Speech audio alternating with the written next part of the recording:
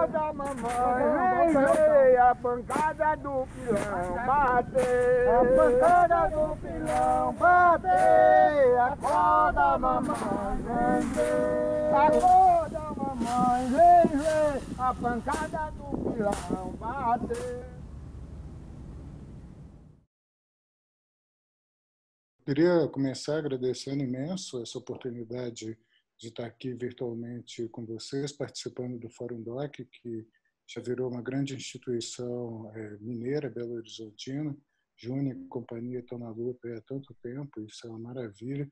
E continuar resistindo nesses tempos tão duros e tão bravos, eu acho fundamental. Não tinha como me furtar a um convite tão gentil, reencontrar a Paulinha, que adoro tanto, tem tempos que a gente não se vê, e ter esse prazer de te conhecer, Mariana. Não te conhecia, assim, né? Tinha ouvido falar do filme, mas a gente não se conhece, né? Não sei nesse momento. E que cruza, no entanto, algumas coisas que são caras para mim. Acho que tem uma possibilidade legal aí de diálogo, tá? Eu vi o filme com atenção. O filme é lindo, filme de uma poesia assim super marcante. Eu acho que assim, você tem mais de um acerto, tá, no filme. Vou tentar explorar algumas dessas ideias. E ele me suscitou muitas coisas. Assim, acho que é um filme muito marcante sobre encontros e desencontros, né? Assim, tem histórias de encontros inusitados, encontros ao mesmo tempo marcados, digamos, pelo acaso, mas um acaso que se coloca como necessidade de uma maneira muito frequente, e encontros que envolvem alteridade, né? Alteridades as mais radicais. Assim, é um filme impressionante a esse respeito, mas não tem um encontro que, num certo sentido, também não seja a marca de um desencontro, né? Um filme também sobre muitas histórias de desencontro. É um filme doído. Eu acho que eu fiquei emocionado mais de uma vez, num duplo sentido. Assim, suscitou tristeza, tem muita história de sofrimento, de agonia, mas também de alento, nesse sentido de encontros de outros mundos, encontro de outras pessoas de outros mundos e possibilidade de deslocar contextos e sair e se meter e experimentar, sobretudo, coisas que a gente não tem controle. Eu amo o trabalho da Cláudia. Cláudia, para mim, assim, uma montanha, tá? Uma montanha naquele sentido, venerando a montanha, mas, né? Eu acho que o seu filme é muito justo nesse ritmo dele, que me chama a atenção. É um ritmo de uma montanha. Ele não é um filme rápido, ele é um filme que, né, uma senhora, e essa montanha tem muito de resiliência, muito de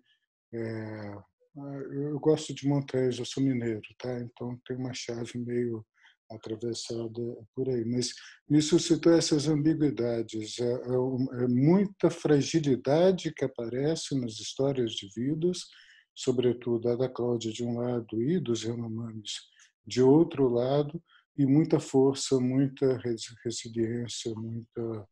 nesse sentido, acho que você está super de parabéns. Me emocionou bastante o filme. Eu já conheci, eu conheço o trabalho e admiro o trabalho da Cláudia, eu conheço o Davi, conheço a Luta Yanomami, conheço o trabalho Yanomami, não te conhecia, tá? Então, assim, tem um encontro aí legal e tal.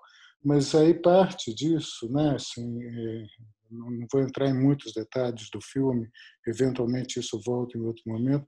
Eu queria saber um pouco mais, como a primeira pergunta, do teu encontro com a Cláudia, do teu encontro com o filme, um pouco desse bastidor, assim, né? Eu estou vendo, é o primeiro longa que você faz, mas não é o primeiro filme, você está trabalhando aí na área. Como é que você situa isso no teu trabalho, e como é que ocorreu essa ideia? Como é que você foi, qual acaso, qual a necessidade foi parar lá, foi encontrar com o Peter, que é outra pessoa que eu conheço também, mas são encontros meio inéditos, né, que estão aparecendo por aí. Queria te ouvir um pouquinho nesse sentido, Maria.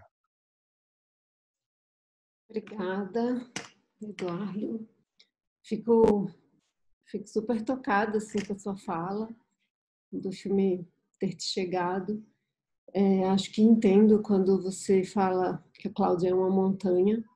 Fizemos de Yuri também A Luz de uma Montanha. Preciso agradecer, né, a todos e todas por esse encontro hoje e tudo que está por trás e que faz esse encontro acontecer, inclusive os espíritos entre nós. Mas já partindo assim para te responder, eu te diria que eu não sei te responder, porque eu nunca sei quais são os nossos caminhos na arte, né? Que tipo de busca, eu não sei nem se é algo que a gente busca ou se é algo que nos pede passagem e a gente se abre um pouco como canal. Eu vejo muito, para mim, o cinema assim. Claro que eu tive contato com o trabalho da Cláudia e fiquei encantada, e depois com a pequena grande história do Yuri, e o filme foi nascendo assim. Eu nunca tinha imaginado que eu ia fazer um filme. Então, outro dia até, como essa pergunta aconteceu em outro momento, como nasceu esse filme, eu tive um sonho. Eu não sabia responder muito bem a pergunta, e aí eu fui dormir com ela, e aí eu sonhei que eu estava numa festa de carnaval aqui em São Paulo. Eu sou recifense, mas eu moro aqui há muitos anos, e eu estava na Casa do Povo, que é um lugar muito especial e mágico aqui em São Paulo. No meu sonho, né? Eu estava lá numa festa de carnaval, e alguém chegava assim para mim e dizia: olha, a polícia vai chegar, e a gente precisa forjar uma mesa e um debate de cinema. Eu falava, poxa, e qual é o tema? E aí uma das produtoras da Casa do Povo me falava, o tema é direito autoral. E aí no sonho eu já me via falando assim, mas de quem é o filme? É meu ou é da Cláudia? De quem é o filme? É meu ou é de Peter? Ou é de Davi? Ou é do Carlo? Como esse filme se fez? E se ele se fez, em vez da gente ter feito, a quem ele pertence? Então, não sei se te responde assim, mas é como se fosse uma notícia assim que me foi chegando, sabe? E eu acho que eu fui podendo dar passagem um pouco num lugar de privilégio mesmo, de poder me aproximar dessa história e dos narradores dessa história, né? Dos vários narradores dessa história. Então é isso. Não sei se te responde exatamente, mas foi um caminho. Responde do jeito que tem que responder, né? Isso me fez lembrar de, sim, porque essa discussão de autoria eu acho fantástica, né? A gente tem uma imagem muito ocidental do autor individual que cria do nada como grande indivíduo a partir, né? A gente sabe que na prática a coisa nunca funciona assim, né? Nunca funciona assim. Essas autorias são distribuídas, os regimes de distribuição são super complicados. Por outro lado, a gente assina, né? A gente tem que dar nome por mil coisas, né? Cláudia Andujar é uma assinatura, seu nome também, nem que seja para prestar contas, né? Para os outros, não dá para falar que não. Mas como esses processos não são únicos, a pergunta era um pouco nesse sentido, assim, era mais no sentido um pouco de crônica mesmo, como que me ocorreu, quem que apareceu primeiro, né? Porque esses encontros nunca acontecem todos de uma vez, né? Tem sempre alguém que puxa um fio, que te leva no outro, que te leva no outro, nada muito planejado. Eu não estou pedindo um roteiro, tá? Era assim, um pouco nesse sentido das trajetórias, tá? Sim, eu tive contato com a Cláudia numa exposição aqui em São Paulo, na Pinacoteca. Tinha sido meu primeiro final de semana em São Paulo quando eu cheguei, nem conhecia São Paulo.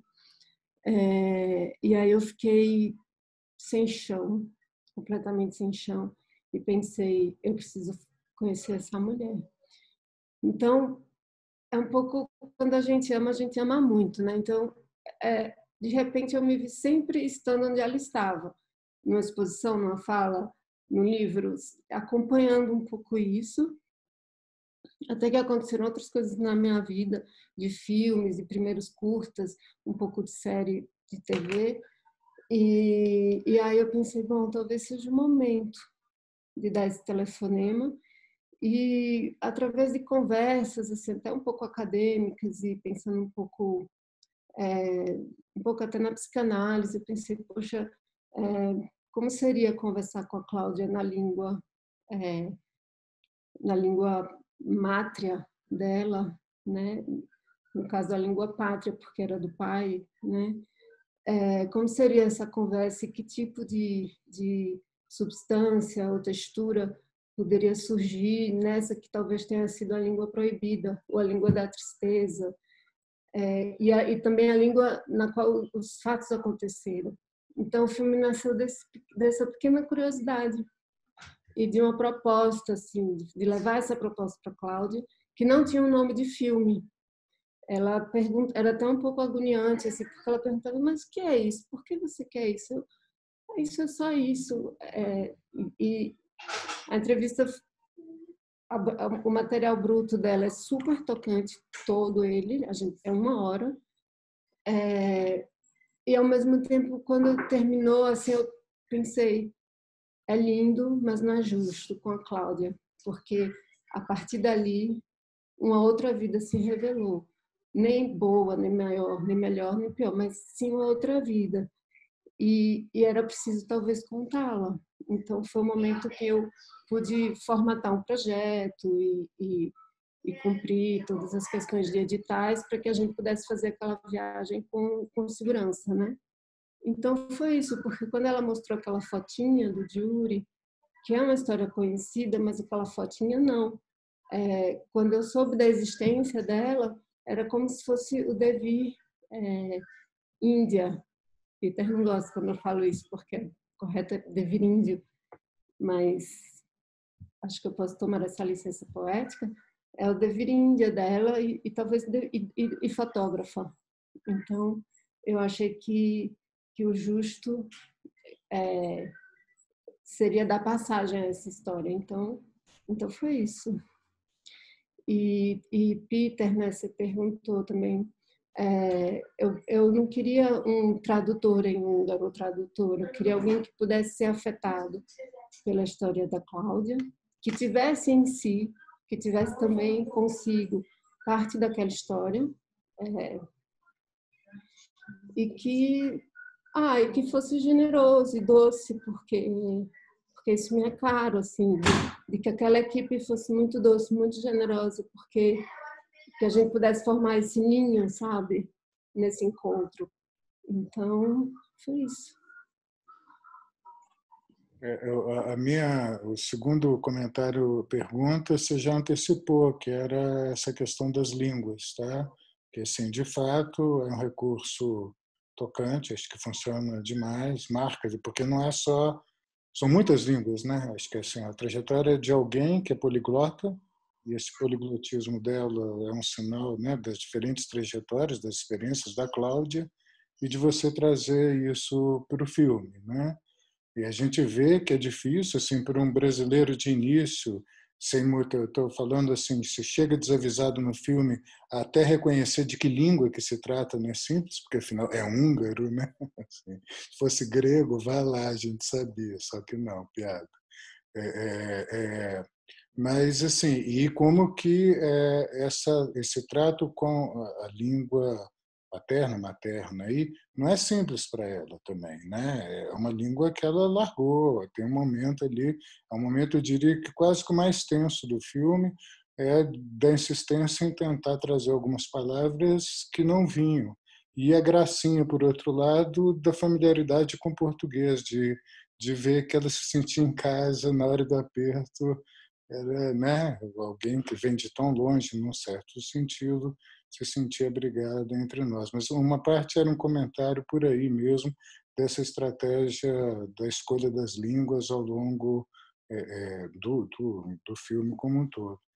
A outra coisa conectada a isso, mas que retoma a questão anterior, tem a ver com uma figura forte, ao meu ver, que acho que atravessa todo o filme em vários momentos e também um pouco a tua resposta anterior, que é o tema da mediação, entendeu? Assim, A Cláudia, num certo sentido, é uma grande mediadora de mundos, tá? É alguém que está entre, mas não na condição de mero intermediário, leva e traz a coisa pronta, mas naquele sentido de alguém que está ali fazendo a diferença, né? A história dela com os Yanomamis é a mais eloquente disso, embora não seja a única, assim. E pelo que você está me narrando um pouco da trajetória, me veio isso também, assim, você se colocar mais numa posição de mediadora do que de intermediária, assim. E aí, nesse sentido, alguém que não está ali para controlar o processo todo, mas para fazer passar alguma coisa que, num certo sentido, é surpreendente. Mas aí eu queria entender um pouquinho melhor disso, assim, no sentido, se não for muito, de contar passagens que, digamos, foi planejado e saiu, e aquelas coisas que não foi e surpreendeu. Como é que, né, na língua, na filmagem, nas decisões, em suma, como é que essas coisas foram acontecendo? Talvez vá soar bem estranho assim que eu vou falar, mas é o que eu tenho a dizer. Assim, a gente tinha esse dispositivo da língua muito claro e eu não sabia como iria, não gosto da palavra, mas como iria funcionar, se ia dar certo, se não ia. Mas era só isso, uma conversa em húngaro em torno da história dela. Era realmente só isso. E eu até tive muita pena até de legendar a conversa, porque eu acho que quando ela fala em outras línguas, como o beijo, né? Eu senti meus lábios quentes e para mim aquilo, ela usar um momento bonito em português, é como se as coisas boas, na minha fabulação, elas estão em português, mas é, só ali foi que a gente teve, digamos, um certo dispositivo, sabe? Que era o da língua, somente. Na aldeia, eu me coloquei e zelei que a equipe também se portasse assim, que nada acontecesse, que as coisas viessem, que não houvesse uma direção, mas que as coisas pudessem vir, porque eu não me sentia bem, eu não me sentia capaz, não sei, não me sentia à vontade de impor ou propor, impor jamais, mas propor, mas até mesmo levar algo que fosse, sei lá, uma tomada de cena, sabe? Então, o que realmente a gente fazia era como quando os diálogos e as conversas começavam a acontecer, e um pouco mediado por mim e por Peter também, a gente se comunicava com o olhar para, sabe, para dar o contorno para que aquilo pudesse, enfim, vir, para que o filme viesse. Então tinha essa tomada de partido mesmo. É claro que sabíamos que estávamos ali para fazer um filme e um filme deveria ser feito, mas esse fazer era abrir espaço para o filme chegar, porque eu abri meu coração a pisar numa terra indígena, né? Se colocar numa terra indígena, para mim era impensável ter um plano de filmagem. Se tratava realmente de abrir o coração para talvez receber e ouvir, abrir uma escuta. E acho que Cláudio, Davi, Carlo e Peter também foram muito generosos nesse gesto, né, de fazer o filme chegar. Não sei se te responde. Não, a gente sempre responde assim, claro que respondeu, né? Mas assim, né, não eram dias quaisquer, né? Houve uma combinação de vocês irem juntos para produzir, tinha um plano de fazer um filme, você só não tinha um roteiro específico e vou fazer ele assim e vou conduzir ele, né? O plano era deixá-lo acontecer, se eu estou entendendo bem, né? Ele Era tinha que acontecer e também entender muito a Cláudia, sabe? Olhar para a Cláudia. Então, o filme, você falou do jeito dela, do ritmo dela. Então, eu tentei muito ser fiel a ela, até no ritmo do filme, no gesto dela, que são fortes e lentos, frágeis e fortes. Então, como ser fiel eu busco muito isso no documentário, como ser fiel aos personagens, né? Aqueles que narram. E isso não está somente na escuta, mas está também nos gestos fílmicos. Então, foi um pouco essa busca. E, ao mesmo tempo, isso, deixar vir, abrir espaço e deixar vir. O tempo era curto, não era muito, porque precisávamos voltar logo. Era um desconforto, embora ela tenha aproveitado e querido muito estar ali, não era o conforto da casa dela, né? E tinha isso, o tempo também não era generoso porque era um privilégio estar lá, mas não era muito, não era farto, sabe? Para a gente fazer tudo que a gente conseguiu fazer. Então foi isso. E parabéns mais uma vez, porque é uma proeza. Acho que juntar essas pessoas nesse contexto e fazer isso acontecer, acho que é uma proeza. Você comenta que o tempo não era muito, eu diria que ele nunca é suficiente nesses encontros, assim, né? Como antropólogo em campo, frequentemente a gente começa a achar que as coisas funcionam no dia de ir embora, entendeu? Mas aí tem os compromissos das voltas e tal. Mas assim, teve edição, não teve? Assim, como é que chegou essa edição? Eu imagino, como você mesmo comentou, você tem um material da entrevista que é muito maior do que o que apareceu. E mesmo as coisas, né, na Amazônia, né, a fase amazônica, por mais curto que tenha sido o tempo, eu imagino que ainda tem muito material guardado aí nos gavetas ou por aí afora. E aí, como é que chega esse momento da edição? Entendeu? Paula Mercedes, né? Primeiro, Olivia Brenga, que editou a parte húngara, que fez uma primeira edição de 1 hora da parte húngara, que foi super importante. E Paula veio nesse segundo momento para fazer o filme todo, Paula Mercedes. Então, se tratava de achar esse gesto da Cláudia, como se iria se expressar no filme, e que acho que você percebeu super bem, assim, essa lentidão, ela não é minha, ela é da Cláudia, e se tornou nossa, sabe, através de um filme.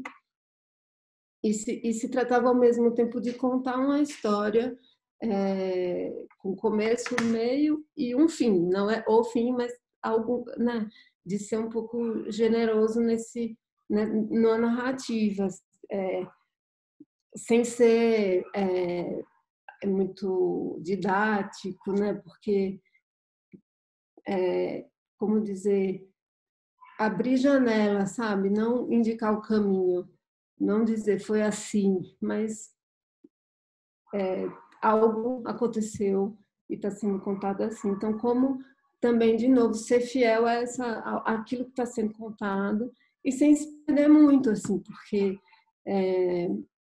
por exemplo, o xamanismo, né, que é essa riqueza, essa fonte de sonho e de informação, para mim era muito fácil desviar para esse tema que, claro, povoou a gente, mas como trazê-lo para a história da Cláudia. Então, quando o Davi fala que precisou experimentar da carne húngara para saber da alma húngara, ali tem xamanismo, mas tem através da Cláudia. Então, essa foi uma decisão por exemplo, de edição, de que ali tem um encontro entre o xamã e o xamanismo e a húngara ativista, né?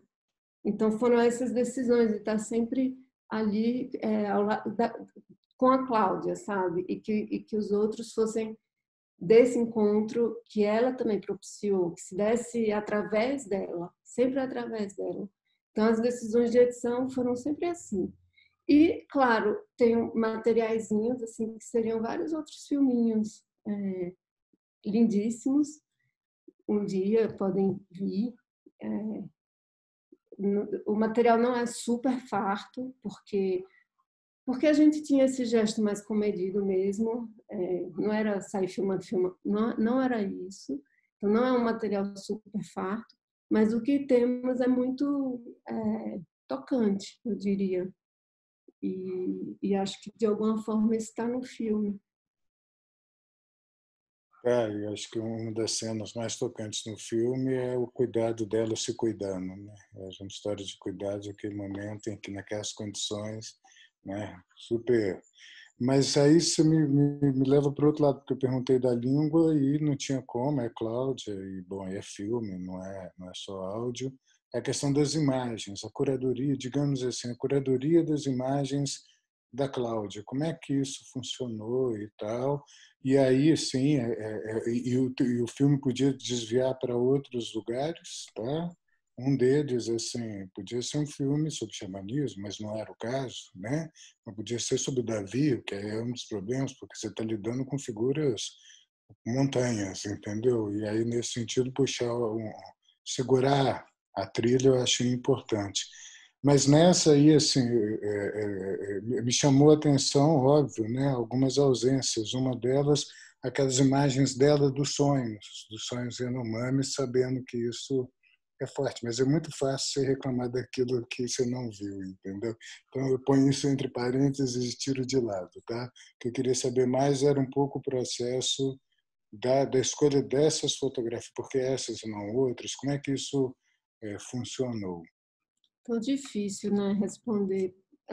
Só um comentário antes em relação à língua. Assim, eu recebi alguma crítica em algum momento dos diálogos da Cláudia com Davi não serem em Yanomami. E aí, claro que eles não poderiam ser, porque a Cláudia não fala Yanomami. Então, talvez até por escolha, se ela poderia dizer, mas ela escolheu falar através da imagem com eles. Em algum momento ela conta isso. São parênteses, mas em relação a essa curadoria, né? Foi uma curadoria que não teve uma pesquisa assim, eu vou pesquisar no acervo da Cláudia, não teve uma curiosidade de achar fotos novas. Eu morro de inveja de quem acha um poema do Drummond novo, mas essa coisa do arquivo, assim, que eu gosto, particularmente eu amo, eu não tive com ela porque seria invadir demais o espaço físico dela, da casa dela, onde está o arquivo dela, e eu quis, minha relação com ela não era de demanda nunca, mas era de oferta. Dito isso, assim, a Galeria Vermelho, que é a galeria que ela trabalha, né, me ajudou muito, foi muito generosa no sentido de abrir o arquivo que estão com eles e que eles trabalham. Em outro momento, eu vi as fotos também que foram para o Moreira Salles para a exposição e tive acesso a elas e incorporei também nessa pesquisa. E aí foi testando na edição como que as imagens se comportavam naquela montagem. E aí sempre olhares.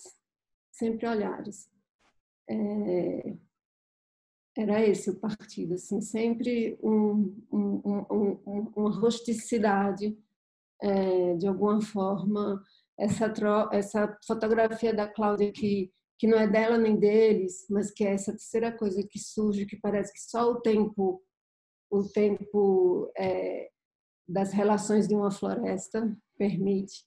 Então, que quando essas fotos que têm olhares, eu percebo o tempo, consigo perceber esse tempo estendido de uma floresta.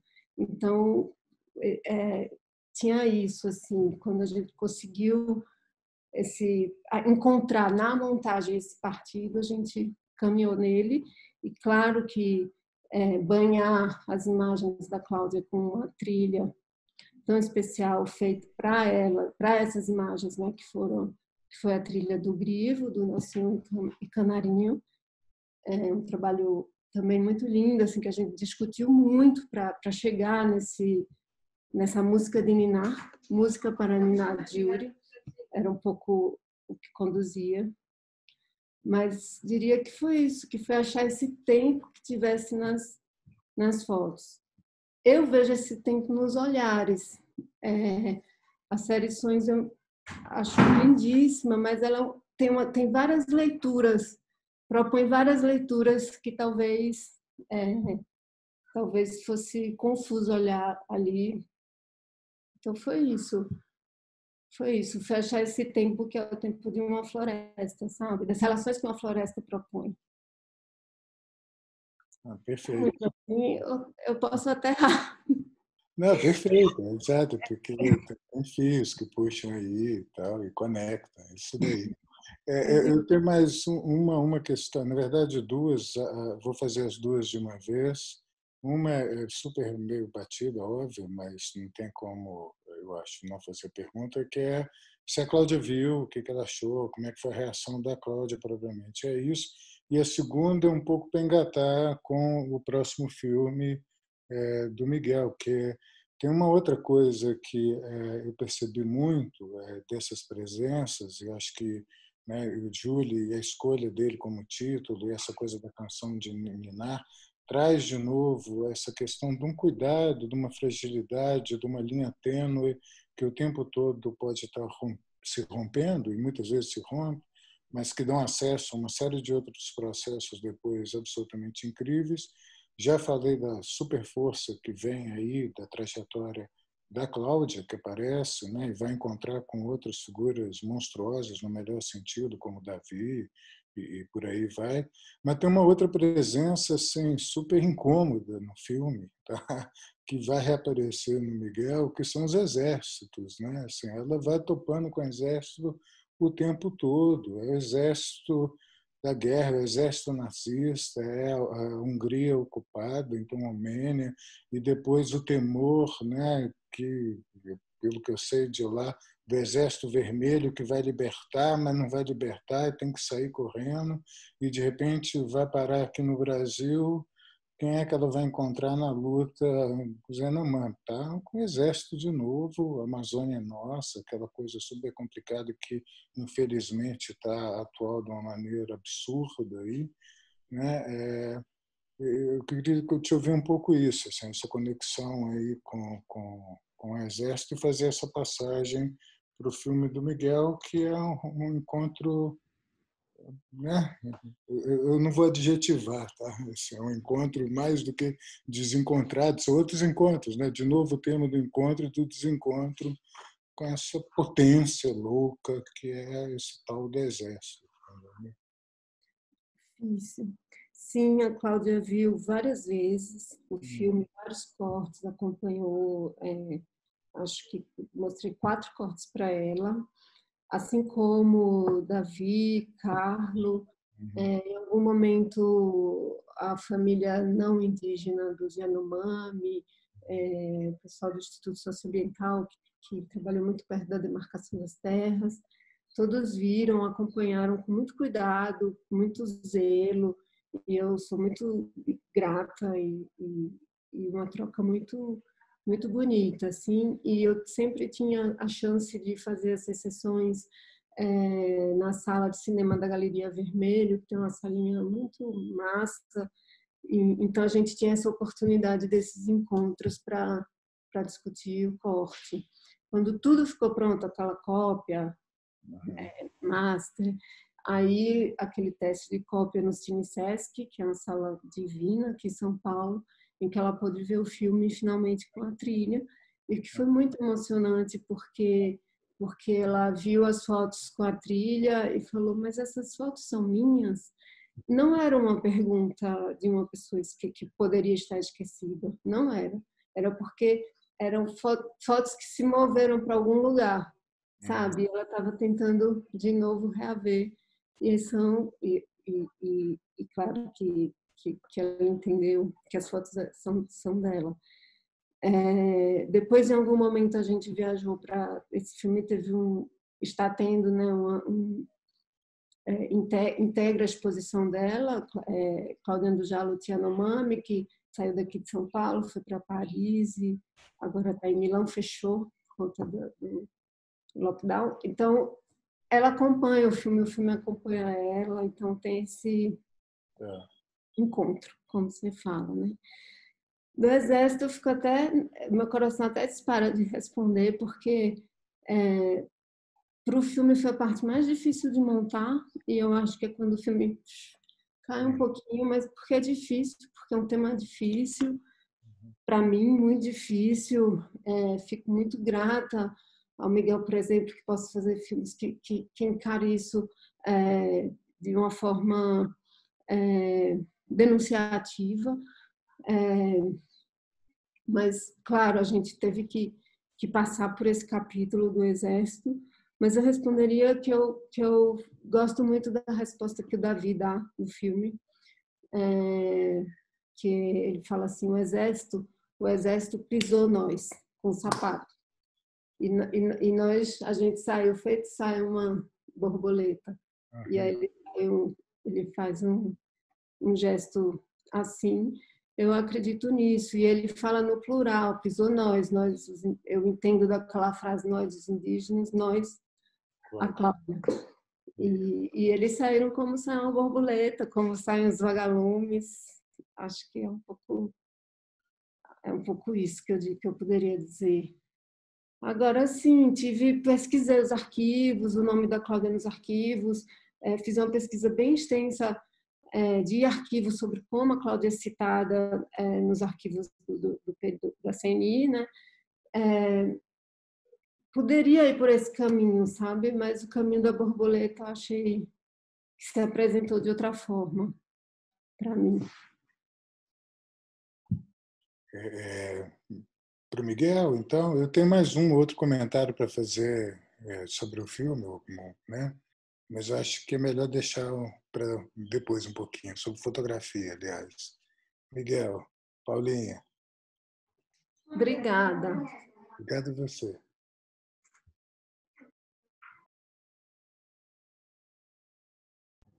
Vocês estão me ouvindo? Sim? Boa tarde.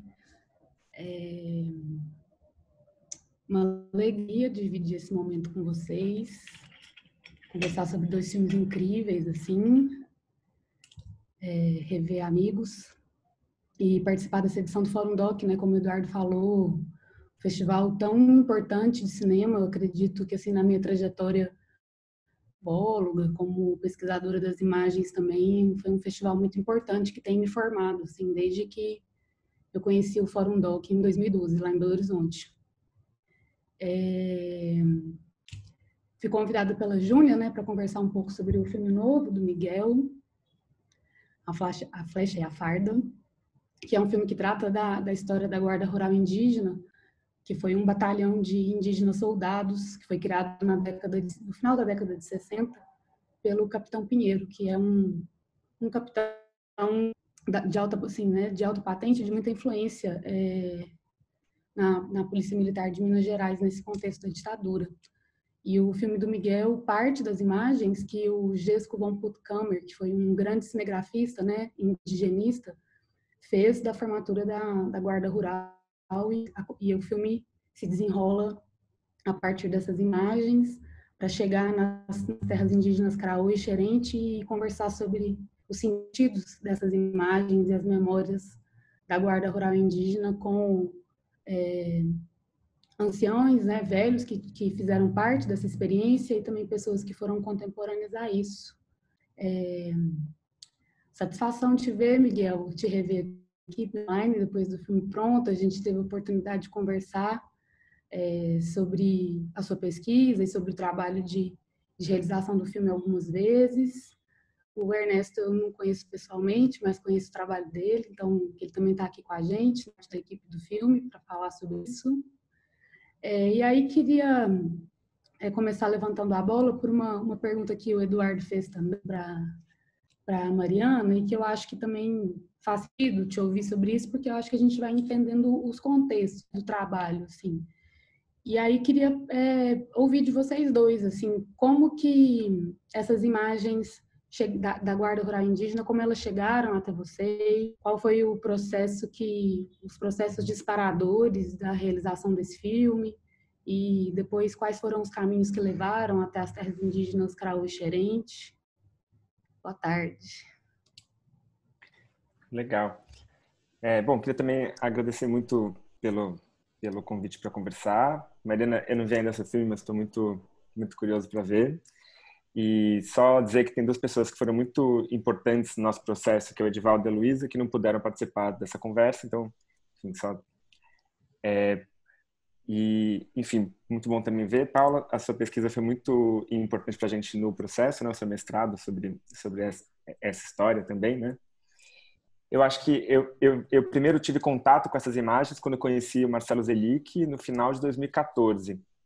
Então, enfim, ele, né, que é o pesquisador que encontrou essas imagens ali no Museu do Índio, no contexto da Comissão da Verdade, né? E, enfim, a partir disso eu tive contato com essas imagens, ele tinha, né, elas digitalizadas e enfim. E acho que um pouco a partir daí começou um pouco a maturar, né? São imagens muito impressionantes, né? Muito brutais, assim, e ao mesmo tempo que até elas terem ressurgidas, elas eram bastante desconhecidas, né? Elas pareciam falar de uma história que um pouco a gente não estava no nosso horizonte coletivo, assim. E aí eu acho que a partir um pouco, então, quase que do choque provocado por essas imagens, eu acho que eu e o Ernesto, a gente começou uma conversa longa, assim, né, que foi um pouco, enfim, dando na ideia de fazer um filme a partir dessas imagens, acho que baseadas no gesto central de um pouco tentar restituir essas imagens, né, no sentido de procurar quem fez parte delas, mostrar as imagens. A gente fez, né, a gente imprimiu alguns fotogramas, a gente organizou projeções, e acho que um pouco você perguntou da escolha de com quem conversar, né, ao longo do processo de se aproximar dessa história, de pesquisa. A gente se deparou também com o filme do Rony com Israel, né, que é um filme muito bonito, com os Machacali. E aí eu acho que a gente foi percebendo que, enfim, que os Machacalis, esse filme do Rony, ele já estava feito, era um filme muito bacana, e a gente então foi estendendo a nossa pesquisa em direção aos Xerente e aos Karaô, e foi percebendo que o filme se faria nesse encontro com eles. Acho que... Ernesto, quer falar também? Boa tarde. Enfim, uma satisfação estar aqui com vocês também. Bom, talvez só para começar a conversar sobre isso, mencionar que essas imagens, a gente, por exemplo, tinha usado elas também no Martírio, né? Tem um trecho, e é curioso como a gente, quando a gente está relatando uma história de violência, seja lá que tipo que seja, né, a sensação que dá é que a gente se depara muito mais assim com um grande invisível, né, do que com necessariamente registros, né. Então são esses momentos meio raros assim, no qual parece que tem um enorme continente de problemas e de agressões que de repente tem ali uma espécie de lastro, tem uma marca. Mas mesmo assim é muito difícil, né? Você articular aquela história com a marca, com esse lastro, né? Com esse rastro, digamos assim. E ali no caso do Martírio era essas imagens, elas estão no momento em que o filme ele meio que menciona a passagem da ditadura e o efeito que ela teve dentro ali do universo Guarani Kaiowá, né? Mas aqui era tipo uma tentativa. A Flecha Farda, né? Eu acho que é uma espécie de tentativa, né? De olhar assim para esse enorme vão de relatos, assim, essa coisa meio sim, mas cadê esse pessoal, né? Onde é que eles estão? Cadê eles hoje em dia? Será que a gente encontra? Será que é possível? O que essas pessoas têm a dizer? Será que as pessoas já viram essas imagens? É uma espécie de grande enigma no fundo, assim, né? E eu acho que uma coisa que no meio desse processo foi muito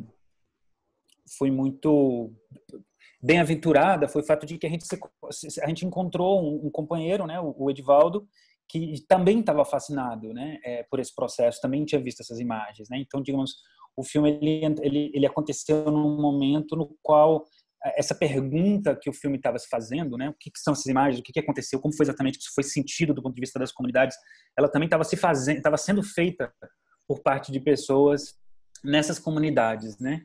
E, enfim, então essas imagens elas circularam, elas viraram outros filmes, elas estão em outros relatos, né? Parece que todo registro histórico assim, né, que aparece meio que desponta dentro de um ambiente de escassez do registro, ele tem essa qualidade também um pouco de ser um prisma, né? Você pode ver de mil formas, né?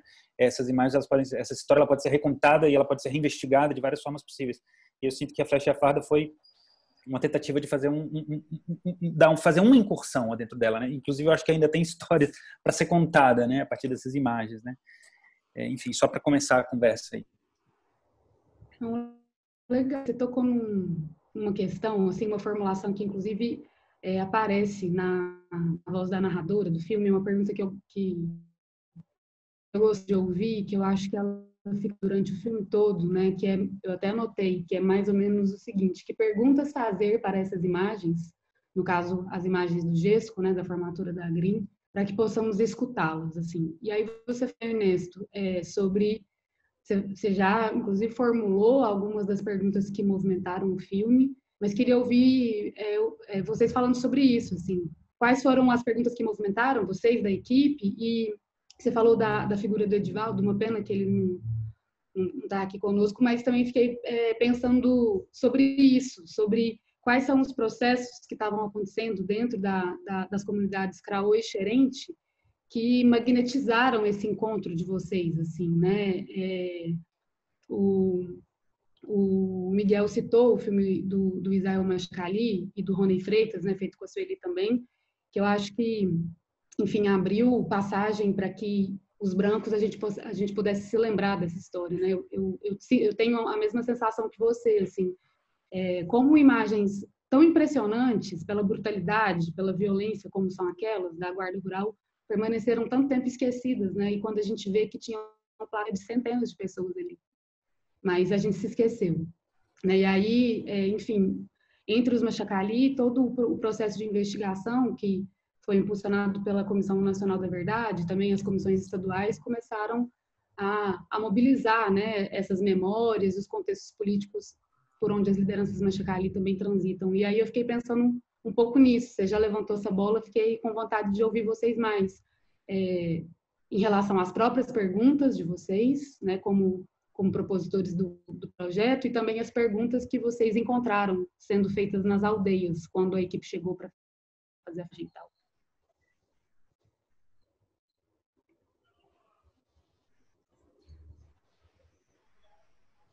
Quer começar, Miguel? Não, pode começar. Não, bom, pode começar. Vai lá, então. Comecei. Não, eu acho que tem uma fala do filme que eu gosto muito, que o Feliciano, o Xerente, ele fala: as coisas dos brancos não acabam porque é tudo registrado, né? E que eu acho uma percepção muito arguta dele ali ao ver essas imagens, né, que um pouco voltam 50 anos depois. Mas, ao mesmo tempo, para mim, essa história toda, ela fala muito sobre como as imagens dos brancos, elas também acabam, né, no sentido de que essa história estava totalmente soterrada. Então, eu acho que algumas perguntas que a gente tinha de cara diziam respeito a coisas, né? Quer dizer, que história é essa? Por que isso aconteceu? Por que isso acabou? De onde veio isso? E eu acho que esse filme, ele foi também um filme que encontrou muitas portas fechadas, né? Então, quer dizer, a história toda da ditadura, os militares não falam sobre ela, né? Ela é uma história, enfim, tem um silêncio institucional muito covarde por parte dos militares, dos agentes de Estado, que eu acho que a gente também se deparou com ele no filme. Enfim, teve uma parte do filme foi uma busca por, enfim, encontrar formulações assim, e que nunca nada foi dito, né? Um dos caminhos que a gente buscou no filme, que foi o de registrar os perpetradores dessa história, é um caminho que só encontrou portas fechadas. E eu acho que essa história, inclusive, a sensação que o Ernesto descreveu, né, que de um choque diante do quanto essa história era desconhecida, eu acho que parte de um caráter muito frágil memória entre nós quando se trata da violência de Estado, né? E acho que, então, enfim, eu acho que isso é uma coisa que estava muito no nosso horizonte. Acho que era um pouco isso que eu estava... Eu acho que... Tá dando para me ouvir? Sim. Eu acho que... Não sei, eu gosto da formulação, Paula, das perguntas, assim. Para mim, um roteiro, muitas vezes, ele é justamente isso, assim, né? Uma cadeia de perguntas. Uma pergunta leva a outra, leva a outra, leva a outra, e é meio que é o nosso trilho, né? Pelo menos eu tenho sentido isso, assim, ao fazer filmes. E é louco, porque essas perguntas, elas vão se transformando e não necessariamente elas estão no filme, né? Acho que a gente constrói filmes a partir de uma cadeia de perguntas que são meio que o nosso trampolim, assim, né? A partir delas é que a gente fala alguma coisa, né? E às vezes depois do processo é difícil de se explicitar ou é difícil de rememorar exatamente quais foram as perguntas, né? Mas eu acho que, por exemplo, tem uma questão muito fundamental que eu sinto que estava na cabeça das pessoas, que a gente se deparou, né? Das pessoas Xerente e Craô, principalmente, né? Que eram... tipo assim, mas isso foi bom ou foi ruim? É um negócio muito básico, assim, né? E muito delicado, né? Porque eu acho que a gente vinha com uma resposta de que esse foi um processo inerentemente violento, né? Mas, ao mesmo tempo, esse negócio já aconteceu já faz um tempo. E, para muitas pessoas mais novas, isso não está muito bem, sabe? A realidade é tão complexa, já vieram tantas agressões depois disso, que as pessoas, tipo, elas estão terminando de renegociar a partir das imagens e com a memória que elas têm, qual a valência disso, né? E eu acho que isso está acontecendo no momento dentro do qual a relação do Estado brasileiro com os povos indígenas, ela meio que se reconstrói um pouco ao redor de um elemento que foi fundamental, que é o militarismo, né? Porque é o que está acontecendo na relação dos brasileiros como um todo e o Estado, né? Então, tipo, a gente estava fazendo esse filme, a gente estava filmando, a gente estava conversando com as pessoas no momento no qual, de repente, né? Se a gente tivesse filmado esse filme 5 anos antes, teria sido completamente diferente, mas de repente ali as pessoas... A ditadura militar mudou de sentido, né, em poucos anos, né? Antes você falava, você era simplesmente um projeto falido, uma coisa problemática, um capítulo violento da história do Brasil. De repente, aquilo estava sendo colocado em xeque por uma força política que, no ano da filmagem do filme, atravessou o Brasil, e foi o ano, inclusive, né, da eleição do Bolsonaro, né? Então, eu acho que essa pergunta é uma pergunta que a gente teve que dançar com ela, assim, sabe?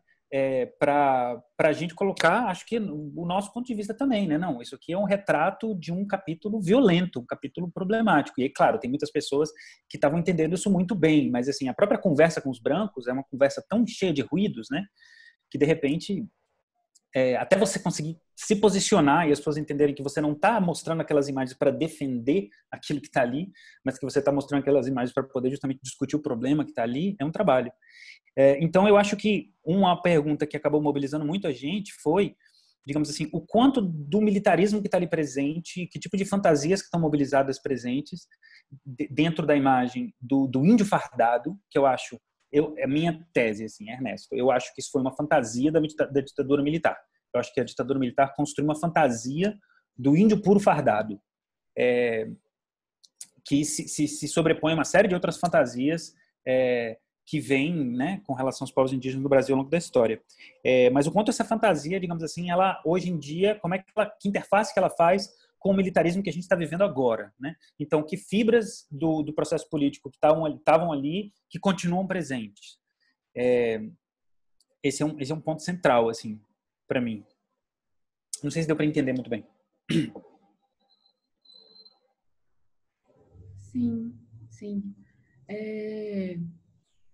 Sobre esses processos, né, enfim, os contextos que vocês encontraram nas comunidades, eu queria insistir um pouco nisso, assim, especialmente porque, enfim, vocês já falaram da figura do Edivaldo Xerente, mas também na condição das conversas entre os Craô também, a gente percebe a participação também, se eu reconheci bem, de duas jovens lideranças, o Edson e o Renato, se eu me localizei no filme, e eu queria perguntar para vocês, assim, como foi esse contato com eles, né? O Edivaldo, ele dei uma olhada na produção dele na internet, né? Ele me parece ser uma liderança excelente, uma jovem liderança que tem atuação área, né? Se formou em jornalismo na Universidade Federal do Tocantins, assim. Então, como se deu esse encontro deles com a equipe do filme?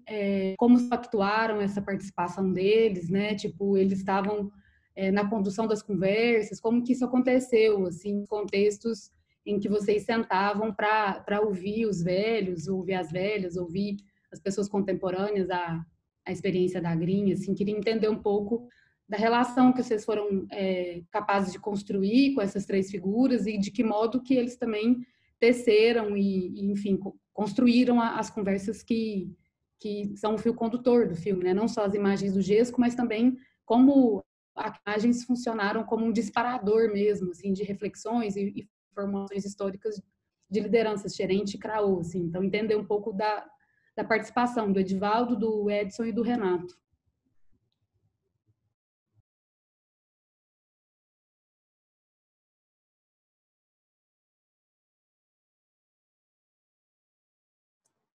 Quer começar? Bom, falar um pouco sobre talvez o Edivaldo, né? Assim, primeiro, né? Eu acho que o filme tem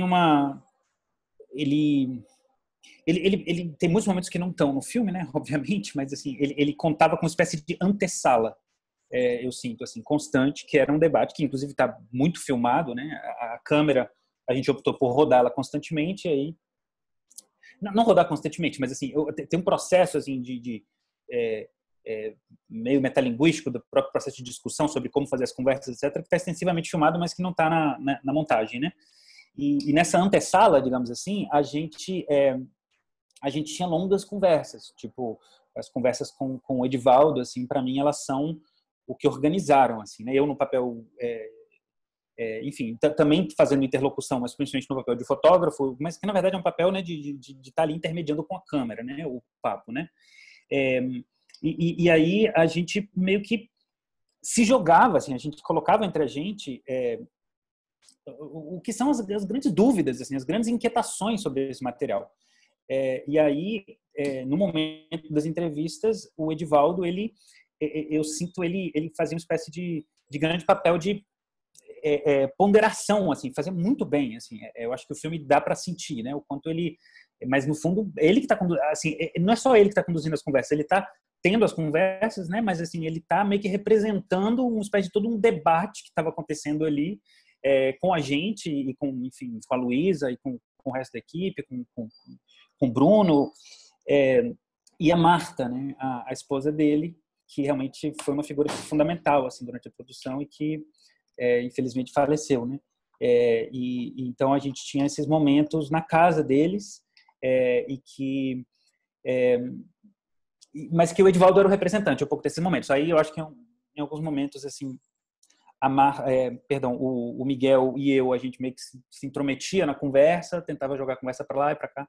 Agora, nos Craô, é importante mencionar assim que eles estavam num processo muito mais ligado ao trabalho também de uma pesquisa antropológica, né, e também de uma relação com o Ian Packer, o antropólogo. Eles estavam num processo de repensar e reprocessar essa história também, né? Então, aquelas lideranças Craô que aparecem ali, elas estavam sendo já há um tempo rearticuladas e provocadas a pensar sobre tudo isso.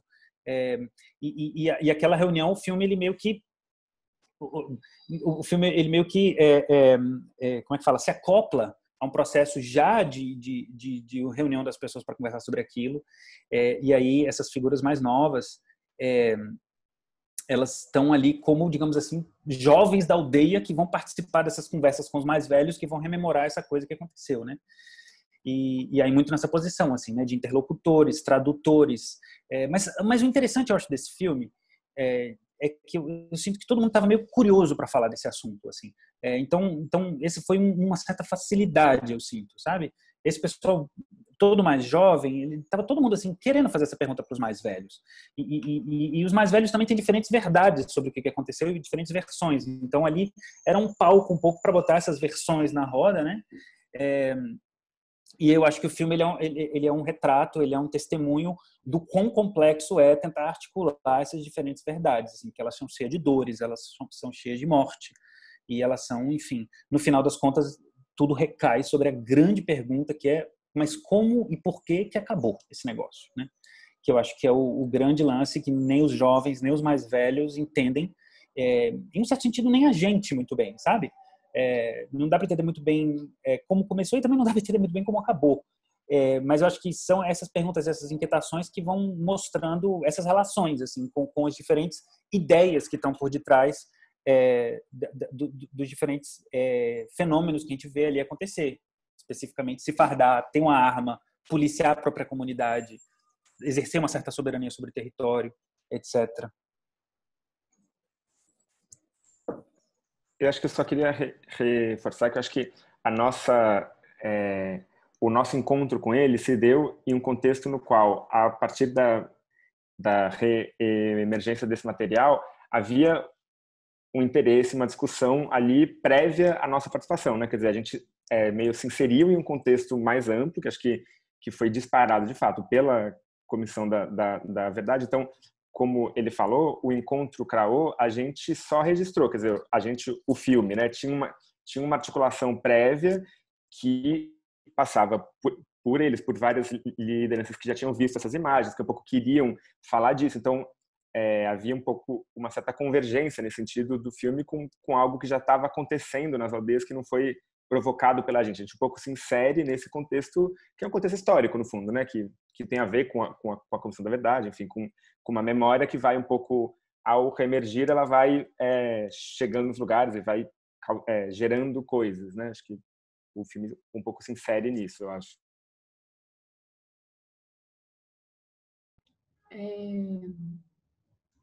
Assim, os trechos em que os velhos, né, aparecem falando, assim, acho que são muito emblemáticos e vão altamente, especialmente quando a gente também leva em consideração o material produzido pelo Israel e pelo Rony, assim, a gente vai vendo como a história da Grinha é complexa, né, como você destacou, né, Ernesto? Aí tem imagens nos filmes que vocês mostram a comunidade reunida, assistindo às imagens do GESCO. Isso também foi um artifício, um dispositivo que o Israel também usou junto com o Rony para disparar as conversas. E aí queria ouvir de vocês como foi esse momento, assim, tipo, tem uma sequência do filme que ela é especialmente difícil, dura, né, quando o velho gerente ao lado da esposa começa a chorar quando vê o parente orador dele, né? Então queria ouvir um pouco de vocês também. E tem uma escolha no filme que me deixou muito intrigada desde a primeira vez que eu assisti A Flecha e a Farda, que é a escolha de não traduzir as falas nos idiomas CRAO e xerente. O quê? Mas a gente traduziu. Gente, então sério? Então eu assisti uma versão anterior. É que eu acho que o link, talvez a legenda fosse para habilitar, mas a gente traduziu, aliás, o filme inteiro, mesmo falas que estão em português, a gente traduziu para um pouco facilitar a compreensão. Vocês acreditam que eu assisti a versão que eu recebi não tinha legenda? Juro pra você. Falha nossa. Uma vez numa aula eu passei... Só para me solidarizar com a Paulinha, eu também, tá? Eu também viu? Sem legenda. Ah, então isso aí, a Paulinha não está sozinha. Ai, ufa. Eita, gente, não, foi mal, talvez tenha sido uma coisa nossa. É que o link a gente tinha posto para a legenda habilitar embaixo, sabe? Quando você clica a legenda. Meu Deus, eu preciso reescrever. Porque a gente tinha feito separado. Já tá fixe, então. Inclusive tem que ser dito assim que o filme tem um trabalho de tradução enorme, né? Porque na verdade assim, inclusive em boa parte feito em parceria do Edivaldo com a Luísa, que teve um trabalho fundamental nessas traduções. Assim, a gente sabe que o cinema indígena ele é basicamente assim, um dos pilares dele é a boa tradução e tipo você gastar tempo, né, vendo o material e traduzindo, né? Enfim, o cinema sobre a realidade indígena, né? E aí... Eu assisti outro filme, então, gente. Agora, uma vez eu passei martírio para uns alunos e eu tive um aluno do curso que eu dei que ele assistiu Martírio 2h40 sem legendas. E ele achava que era uma opção estética. E ele ficou maravilhado. Ele falou assim, nossa, eu achei incrível, porque realmente eu mergulhei, não sei o que, não sei o que. Aí eu fui entendendo que ele não tinha ativado as legendas. Mas, assim, é uma outra experiência também, né? E é uma experiência também que eu acho que fala um pouco do que é você estar na comunidade como um forasteiro e como uma pessoa de fora. E, digamos assim, é uma experiência próxima, muitas vezes, da experiência de filmar, ou de filmar de pessoas que estão numa comunidade que estão em outra comunidade. Então, enfim... É interessante também. A experiência de vocês, né? de filmar, ouvir os velhos falando e entender naquele momento, né? Então, assim, é uma perspectiva. Isso me consola um pouco, Ernesto. Obrigada. É uma boa perspectiva, que eu acho que muita gente não imagina muito bem como é, né? Você passar horas, porque é importante também você conseguir passar horas numa conversa sem você conseguir necessariamente entender. Digamos assim, isso é um exercício, eu acho, de coabitação, de partilha de tempo, de espaço, enfim... E até destacar nesse sentido, eu acho Isso deixa mais curiosa numa sequência aqui do filme que para mim parecia um enigma, né? Mas agora eu vou ter a oportunidade de ver com as legendas. Uma sequência de um diálogo do seu Milton com o seu Getúlio Craô, que eles estão eliminando, e aí eu vi o filme várias vezes, aí vinha a palavra Bolsonaro, eu falava, meu Deus, o que será? E ficava curiosíssima, mas agora eu vou poder ver de novo e saber qual é que articulação eles estão propondo, mas enfim. Não, e até eu só queria destacar nesse sentido, como você viu assim, mas uma coisa que eu acho muito admirável no trabalho de câmera do filme que o Ernesto fez, que é que tem momentos que são muito dramáticos, assim, tem um em especial que é a fala do Alcides, a segunda fala dele, que a filmagem traduz um certo drama, ele está fazendo uma fala muito forte sobre a desintrusão, como eles atuaram na desintrusão. Ele descreve que, enfim, eles expulsaram um fazendeiro branco, né, era um grupo fardado, armado, indígena, então é uma discussão muito tensa, e a filmagem traduz essa tensão de uma forma bem... Só que era uma filmagem surda, no sentido de que, enfim, o Ernesto não fala craô. Então, um pouco essa experiência que você teve de ouvir, que é que ele está falando que a gente teve ao filmar, eu acho interessante como a câmera, de alguma forma, parecia estar entendendo coisas que estão sendo ditas, mesmo que não racionalmente, assim, no sentido de que não é...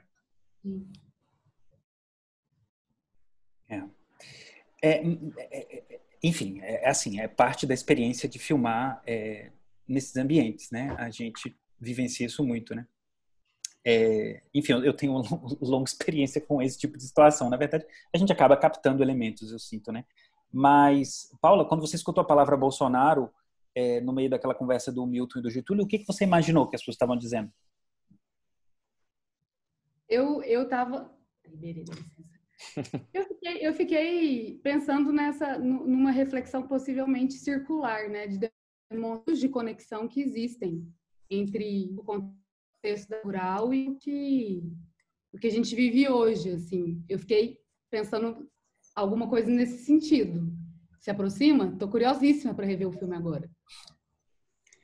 Essa é uma coisa que eu acho que foi bastante, pelo menos para mim, bastante surpreendente, porque eu acho que desde o começo das conversas sobre o filme, a gente tinha uma intenção de, né, uma história do passado, uma história antiga, mas de tentar, em gestos do filme e de filmagem, inclusive, apontar para o presente. Porque, enfim, né, como ver o passado ilumina o presente. Então, mas era uma ideia um pouco abstrata. Eu acho que talvez duas coisas surpreendentes é que, por um lado, quando a gente começou a pensar, a gente nunca imaginou, né, que a gente ia filmar no momento em que os militares estão voltando, que é um pouco isso que está acontecendo. Então, era uma coisa que a gente era totalmente incapaz de ver isso, ou enfim, realmente é uma coisa horrorosa, né? E é até impressionante, né? Como o encontro de um material quase perdido, 50 anos atrás, acontece 2 ou 3 anos antes de que essa história um pouco aconteça de novo. Então, esses ecos são muito fortes, assim. Mas uma coisa que me chamou muita atenção, que eu achei uma coisa muito forte mesmo, assim, é como, para eles, a gente estava muito interessado no passado, muitas vezes, mas eles falavam do presente a todo momento. Quer dizer, eles tinham uma preocupação premente com o presente. Então, falando do Bolsonaro, era nesse sentido. Eles reiteram, né? Tem uma hora que o Manuel Sunquer fala, não, mas isso era na época da FUNAI e agora a FUNAI está acabando. Quer dizer, eles faziam esse vínculo a todo momento com o presente. Eu achei isso uma coisa muito, muito forte mesmo, assim, enfim, da fala deles. Sim. Uma das últimas conversas, posso acrescentar um negócio? Uma das últimas conversas que a gente teve no filme foi com uma senhora, assim, ela de 70 e poucos anos, a senhora Craô, enfim, infelizmente não entrou na montagem, a gente queria muito que entrasse, né? Enfim, eu queria muito que entrasse, mas enfim, não coube. No qual ela vira e fala que ela aponta para a câmera e ela fala, eu sei por que vocês estão filmando. E aí, por quê? Ela fala, porque é que nem esse material da Green.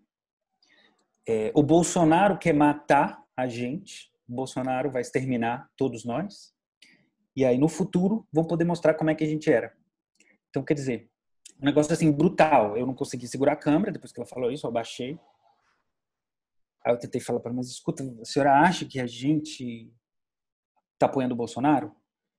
E tem um fosso de incomunicabilidade, né? O pessoal daquela comunidade em específico estava muito magoado porque tinha uma família naquela aldeia que estava apoiando o Bolsonaro, uma família dentro da aldeia inteira, né? Então aquele pessoal com quem a gente estava conversando estava magoado com aquela outra família. Eu falei, mas, né? E era louco, a sensação era de uma vertigem, porque eu mesmo tinha vindo daqui do Recife de estar engajado assim durante meses no vira-voto, né? Eu estava na rua todo dia, digamos assim, tentar fazer cada pequeno gramo, cada detalhe possível de tentar impedir aquele processo horroroso, assim, eu estava naquilo ali, né? E então tinha uma vertigem muito grande, assim, de repente eu não consegui expressar isso, né? Não consegui, tipo, eu não tinha nada que, digamos assim, demonstrasse, eu não tinha nenhuma carta, assim, de escuta, né? E eu falei, então, a senhora acha que a gente... Aí ela falou assim, não sei. Ela falou assim, não sei. Então, assim, a vontade de desaparecer, né? Como assim, não sei? Aí a outra senhora que estava do lado, que é a esposa, na verdade, do senhor que a gente tinha de entrevistar ali, ela falou, não, eu acho que não. Mas, assim, o que ela estava querendo dizer, no fundo, a suspeita dela com relação aos brancos, né? É uma suspeita constitutiva, assim, no sentido, né? De meio... A relação histórica, ela é tão massacrante, tem tanta violência acumulada, né? Que é um pouco disso que ela estava falando. Mas, enfim, no geral, eu diria que as pessoas que a gente encontrou, principalmente as mulheres mais velhas, assim, elas tinham uma consciência aguda muito grande do que o Bolsonaro representava, que ele representava o retorno daquele processo. O que, para mim, na verdade, não é muito diferente da experiência que eu tenho na cidade, assim, com a senhora de idade da periferia, de serem justamente as pessoas assim que raramente estavam meio que enganadas por aquele processo. Foi o que eu mais vi durante o processo de conversa na rua, assim. Mas, enfim, naquele momento ali, o Getúlio e o Milton, eles estão, sim, fazendo um paralelo, e o Getúlio, né, tá chamando atenção para o fato de que o Bolsonaro se acha uma espécie de imperador e que não sei o quê, enfim, tá todo mundo entendendo muito bem o que está acontecendo ali, né? O duro era a gente trazer um material que, de alguma forma, retratava essa situação militarizada e tentar deixar claro que a gente não estava se aliando a ela, né? Que é muito difícil, né? É mais difícil do que parece, né? Porque, enfim, são relações de confiança que se estabelecem em curto espaço de tempo, né? Assim, do filme que me sensibilizou especificamente, que é a maneira como vocês trouxeram a trajetória da Julieta Carajá, né? Que ela acessaram, né, os registros da passagem dela pelo Reformatório Krenak e me preparando para a nossa conversa e também para o texto do catálogo do Fórum Doc, eu reli o processo do Ministério Público, né, que foi movido contra o Capitão Pinheiro, que foi denunciado pelo crime de genocídio, né, ainda que não tenha sido condenado, foi apenas denunciado. E nesse documento, né, nessa investigação do Ministério Público, está registrado acusações formais pessoais dele por diversos episódios de violência sexual contra mulheres indígenas, né? E assim, quanto nesse documento do Ministério Público fica atestado também de maneira assim amplamente documentada e comprovada a responsabilidade pessoal que ele teve, não só na criação da guarda, como os Crau e o Xerente também testemunham, né? E também na criação do reformatório Krenak, mas como ele era responsável por sessões de tortura e de violência pessoalmente, o Capitão Pinheiro.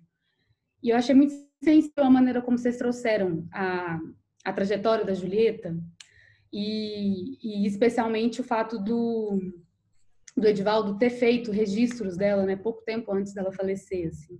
Então, queria ouvir vocês sobre essa sequência, especialmente do filme, assim, porque eu acho que ali eu acho que tem reunido muitas das forças do filme, assim, esse encontro com o Edivaldo, essa troca de vocês ali, tipo, a maneira como vocês demonstram também o cruzamento dessa pesquisa histórica que fundamenta o filme. Enfim, queria ouvir um pouco mais disso, assim, que foi uma sequência que me chamou bastante atenção, me atravessou muito. A presença dessa mulher, né, que está ali, mesmo depois de ter feito a passagem, etc. Eu acho que, para mim, isso tem a ver com quase com a instância narradora do filme, com a narração, assim, porque originalmente o filme ele não teria narração, né? A gente não tinha imaginado assim, enfim, a gente tinha imaginado o filme mais de cinema direto, do encontro, né, da câmera com os personagens, e que isso seria um pouco a instância narradora. E eu acho que, aos poucos, ao longo do processo de edição, a gente foi um pouco percebendo que tinham, fora de campos, tinham elementos que não estavam lá, que precisavam ser narrados. E acho que a história da Julieta é um deles, né? E eu acho que aí, enfim, pesquisando, então, até em outros documentos, porque também, inicialmente, a gente não tinha imaginado filmar o Peso de Krenak, e ao mesmo tempo foi se fazendo necessário que ele tivesse esse filme, porque ele é um pouco o cenário do horror completo, né? Assim, é uma loucura o Peso de Krenak, é uma coisa, enfim, absolutamente surreal, e era um fora de campo em relação ao que a gente estava filmando, os encontros com, né, nas comunidades que a gente estava, era um fora de campo que a gente achou que a gente precisava acolher no filme. Então, enfim, a partir disso, tinha a história da Julieta, que a gente um pouco, desde o começo da pesquisa, era uma história que chamava atenção, porque estava nas fichas, né? Só que, enfim, a gente não conseguiu entrevistá-la, porque desde a nossa primeira visita ela já tinha falecido. Então, um pouco, eu acho que nesse esforço de tornar visível coisas que não estavam visíveis, né? Eu acho que o filme ele se insere um pouco nesse desejo, né? Um pouco também, nesse caso, a partir desses arquivos, então das fichas, né, que as fichas são em si também bastante horrorosas, né, assim, e acho que até, enfim, por um lado, tentar tornar essa violência, que é o que a gente está falando, visível dentro do filme, né, e aí a gente então optou por essa forma dessa leitura o mais seca possível, porque a brutalidade está inteira lá, né, e aí, por outro lado, isso que você falou, quer dizer, isso parece que só cabia no filme porque o Edivaldo tinha filmado ela, né? Enfim, não era uma coisa que estava um pouco imersa nas relações que estavam produzidas. Então, e aí, enfim, eu acho que essa forma foi a forma de tentar acolher, né, o gesto do filme, um pouco dessas relações que estão filmadas com essa brutalidade completa que às vezes estava no extracampo, de alguma forma, como nesse caso, que parecia que tinha que estar também no centro do filme, assim. Isso foi possível também porque a Marta, a companheira do Edivaldo, ela, na verdade, eu acho que foi ela que instalou assim na cabeça dela, nas conversas, quem era a figura da Julieta, né? E aí ela compartilhou com a gente as memórias dela, meio mais de adolescência, assim, de tipo, porque a Julieta não falava, não gostava de se comunicar, porque a Marta é de origem Carajá. E ela sabia que a Julieta era de origem Carajá, mas a Julieta nunca falava na língua dela, né? Então, a gente aos poucos foi entendendo, e a Marta foi entendendo, na verdade, a gente foi acompanhando a Marta nesse entendimento assim, do nível de trauma que havia acumulado na Julieta, que a Marta a vida inteira só tinha visto assim, cara, como uma senhora que não gosta de falar a língua originária dela, mas não era nem isso, assim, né? Uma senhora que ela tinha conhecido o esposo dela no presídio Krenak, né? E ela foi parar ali no território xerente como resultado de toda essa violência, né? E quando você lê o tipo de coisa que está nas fichas com relação a ela, você pode tipo, começar a vislumbrar o que ela viveu, assim, o grau de agressão que ela deve ter sofrido, né? De estigmatização, etc., né? Então, assim, para mim é muito emocionante, assim, até imaginar como a Marta imaginou a Julieta e ali aquela coisa muito bonita, assim, que era que o Edivaldo tinha aquele registro extremamente afetivo da Julieta com o marido dela, pintando o marido dela. Eu, pelo menos, durante as filmagens, fiquei completamente arrebatado por essa história, assim. E a gente tinha vontade de ir lá nos Carajá e de ir com a Marta e tentar atrás de localizar a família da Julieta, que certamente está por lá, sabe? Esse pessoal existe, esse pessoal, tipo, a gente queria entender melhor, né? Mas, enfim, são as restrições, né? Do que são esses enormes deslocamentos. Quando a gente cogitou ir, era o período de chuva, é impossível transitar de carros, barco, enfim. Mas a história da Julieta, para mim, ela é um centro, assim, afetivo e emocional, assim, e político, né? Entender, porque sobre ela recaiu, provavelmente, as violências mais agudas, mais extremas, também as mais invisíveis. E aí é isso, a gente tem fragmentos e indícios, né? Mas, enfim, mobilizou muito, assim, pelo menos, né? Durante a filmagem. Mas eu acho que também dá para ter feito um filme só sobre ela, na verdade, eu sinto. Assim como, claro, né? A gente encontra esses personagens quando a gente está fazendo filmes, muitas vezes dá para fazer um filme só sobre essa história, né? Mas é isso, assim, também a dificuldade de você estar tentando tratar de um processo, você está tentando construir imagem de uma coisa que foi meio sistêmica, né? Que envolveu muitas pessoas, Mas que bom que essa história também ela te tocou em particular, assim, porque ela tocou muito a gente também durante o processo de filmagem e o Edivaldo também. Eu acho que isso toca numa coisa que eu acho que é um dos assuntos do filme, que é que são muitas fraturas, também fraturas muito antigas, muitas vezes muito invisíveis, né? Tem uma fala que eu acho muito bonita que a dona Enedina leva a gente na antiga cadeia.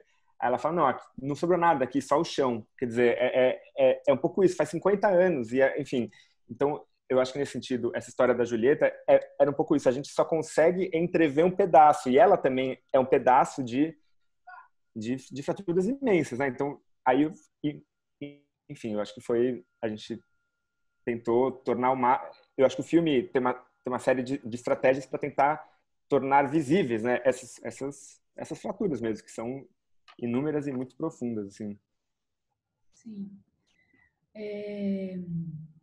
Queria só retomar uma coisa que vocês falaram algumas vezes para a gente chamar o Eduardo e a Mariana de volta para essa conversa e pensar nas relações que existem entre o Júri e a Flecha e a Farda, que é um pouco também que eu acho que movimenta também o filme do Israel com o Rony e o Green, movimentou também a pesquisa que eu fiz junto com o Sueli e Israel sobre a história da guarda rural entre os Machacali, que é um pouco essas conexões, né, que estão enunciadas no idioma, que depois eu quero rever, mas eu queria voltar para esse assunto.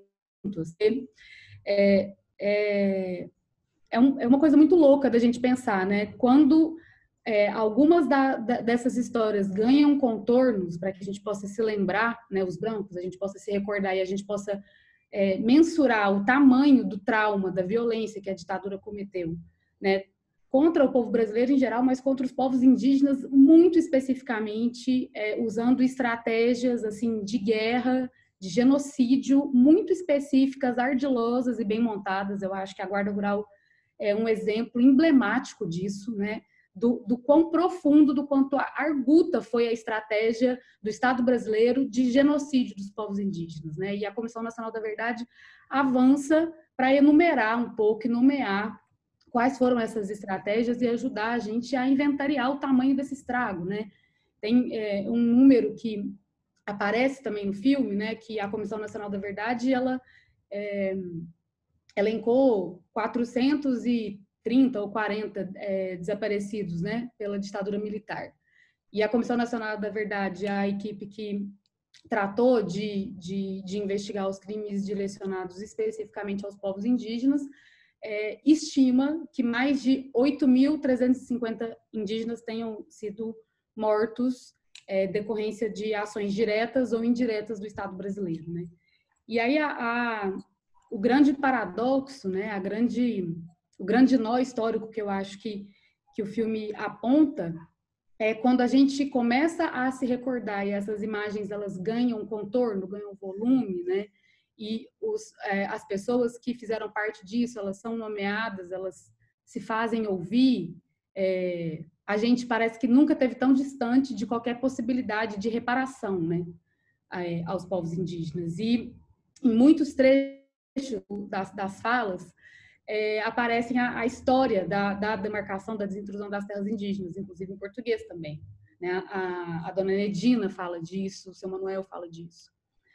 E aí eu queria ouvir vocês um pouco, assim, de como que está atravessado. O Ernesto já levantou um pouco essa bola, mas queria um pouco ouvir vocês sobre isso, assim.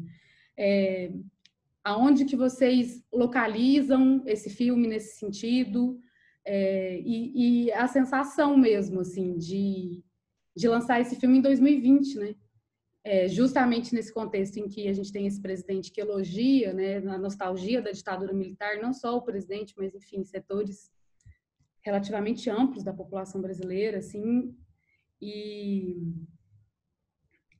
era um pouco isso. Queria finalizar um pouco essa conversa e também abrir também para o Eduardo e para a Mariana um pouco nesse sentido, assim, esses ecos assim de cruzamentos históricos, né, que a gente vive, que eu acho que costura muito as narrativas que aparecem no Júri e também na Flecha e na Farda, para abrir para geral aí. Eu acho que tem isso que você falou é muito verdade. Assim, tem um certo mito da ditadura militar brasileira que é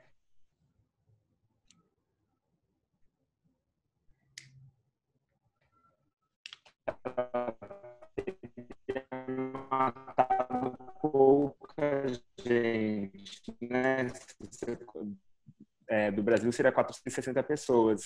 E eu acho que justamente o capítulo indígena mostra que é o contrário, né? Quer dizer, a gente está falando de uma barbárie infinita, imensa. Então, lá, o número que eles estimam de 8.000, o próprio relatório fala que é possível que seja mais, que é uma estimativa até conservadora, né? Então, eu acho que, e o capítulo de camponeses também, né? Quer dizer, a barbárie foi muito maior do que um pouco se fala publicamente, né? Assim, e aí, enfim, a gente até inclui isso no filme porque é marcante, né? Que o próprio relatório que elenca 8.500 mortes de indígenas finaliza voltando para o número de 460. Enfim, é uma coisa que um pouco ajuda nessa narrativa falsa, que é que a ditadura teria sido mais leve do que em outros países, né?